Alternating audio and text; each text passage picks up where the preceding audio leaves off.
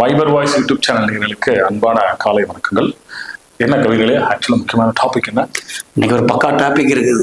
பக்கா டாபிக்கா? ஆமா, சொல்லுங்க கேட்போம். இந்த கட்சியானது பாத்தீங்கன்னா அப்பப்போ வெளியே வரும், அப்பப்போ உள்ள போயிடும். ஆனா ஒரு காலத்துல இந்த கட்சி தான் பெரிய கோலோங்கி இருந்தது பாரு, கோலோச்சி இருந்தது. இன்னைக்கு சீனால கூட நல்லா அது பாட்டுல பெருசா தான் இருக்குது. சைனா அதுல ஒருத்தர் சொல்லியிருக்காரு, சண்முகம். யாரு? நம்ம சண்முகங்களா? நம்ம சண்முகமே தான். யாரு? விழுப்புரம் சிவி சண்முகமா? ஏங்க எங்களுக்கு தெரிஞ்சாலும் அவர் தாங்க. ஏங்க அவரு தடாலடி சண்முகங்க.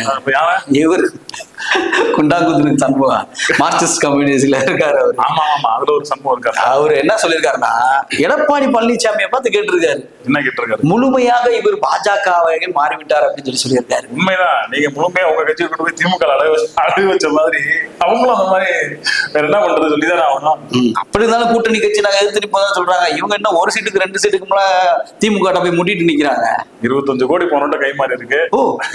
இப்ப அதுக்கு ஒத்துவதும் விதமாக அடிக்கடி அடிக்கணும், அடிச்சாதானே அங்க. ஆமா தம்பி, நீங்க சொன்னது எனக்கு இப்பதான் ஞாபகம் வருது. எதுக்காக இருந்தாலும் சும்மா தொண்டர்களுக்காக 2 அள்ளி போடுன்ற மாதிரிதானே இருக்குது. உண்மை அதுதான். அதாவது திமுக பற்றி யாராவது பிற கட்சிகள் குறை கூறினால் தனது கூட்டணி கட்சிகளை வைத்து பதிலடி கொடுப்பதுதான் அவர்கள் வேலை. அதே போல பழனிசாமி அவர்களோட தேர்தல் பிரச்சாரத்திற்கு ஒரு எதிர்ப்பு தெரிவிக்கும் விதமாக கூட்டணி கட்சியில ஆங்காங்கே சிறு மேடைகளை போட சொல்லி பேசிக் கொண்டிருக்கிறார்கள். ஆனா இவங்க அரசியல் இருக்காங்க, என்ன காரணத்துக்காக இவங்க எல்லாம் அரசியல் இருக்காங்கன்னே தெரியல. திரு அமித்ஷா, உள்துறை அமைச்சர் அவர்கள் வர்றாங்க, 4வது முறையா தமிழகத்துக்கு வர்றாங்க. இது ஒன்றும் ஒரு பெரிய பேசு பொருள் கிடையாது. ஆக்சுவலா அவரோட கூட்டணி கட்சிகளை பார்க்க வர்றாரு, போறாரு.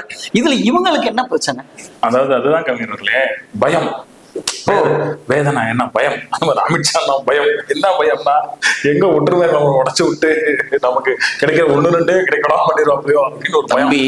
இவங்கள்ட்ட ஒற்றுமை இருந்தா இல்லைன்னா இவங்களே ஒட்டுண்ணி மாதிரி தானே இருக்காங்க. இது என்ன ஒற்றுமை வேற? You mean parasites? ஓகே, அதாவது நீங்க சொன்னது போல ஒரு காலத்தில் தொழிலாளருக்கு முன்னேற்றத்துக்கு மட்டும் நல்ல ஒரு கண்டிப்பாக கோலோச்சி இருந்த கட்சி, மாணவர்கள் மத்தியிலுமே இவங்க ஒரு மிகப்பெரிய பிரளயத்தை உருவாக்குனாங்க. கேரளாலையும் இன்னமும் அவங்கதான் இருந்துகிட்டு இருக்காங்க. ஆனா அந்த கட்சி இப்ப கேவலம் 2 சீட்டுக்கு தொங்கி கொண்டிருப்பது ஒரு வேதனைக்குரிய விஷயம். உண்மையிலே கஷ்டம். ஆமா, அதாவது அது உண்மைதான். அதாவது திமுக என்ற ஒரு மிகப்பெரிய கட்சியோட நீங்க சொல்வதில் ஒற்றுமையாக இல்லை என்றால் சிபிஎம்னா தமிழ்நாட்டுல மார்க்சிஸ்ட் கம்யூனிஸ்ட். ஆமா ஆமா, அவங்க சீட்டு கொடுக்கறதுனாலதான் நாங்க இருக்கோன்ற மாதிரி அடிக்கடி வருது. அதனால இவர் என்ன வகையில இது இப்படி பேசியிருக்காரு? உண்மையில நீங்க சொன்ன மாதிரி திரு அமித்ஷா அவர்கள் வருகையானது இவர்கள் ஒரு பயத்தை உருவாக்கியது போலதான் தெரிகிறது. அவர் பாட்டில் வருகிறார், கூட்டணி கட்சிகளுடன் பேசுகிறார், போகிறார். இதற்கு ஏன் நீங்கள் ஒப்பாரி வைத்துக் கொண்டிருக்கிறீர்கள் என்பதுதான் எனது கேள்வி. நல்லா கவனிச்சீங்கன்னா, இதே சண்முகம் அண்ணன் அவர்கள் போன வாரமும் தெரியல, அதாவது திமுக ஒன்னும் அனைத்து தேர்தல் வாக்குறுதிகளை நிறைவேற்றவில்லையே.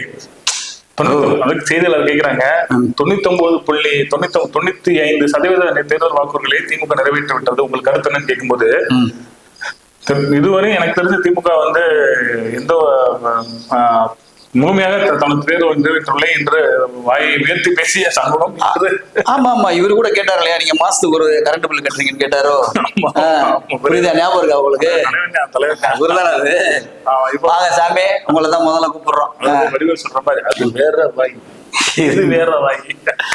சரி, பார்க்கலாம் என்னதான். இந்த மாதிரி பல ஒட்டுண்ணி கட்சிகள் நீங்க சொல்றது போல அரசியல் நாடகத்தை அரங்கேற்றுவதால் இவர்களுக்கு மட்டுமே ஆதாயம், தொண்டர்களுக்கு அல்ல. குலுக்குவர்கள் குலுக்கி கொண்டுதான் இருக்க வேண்டும்.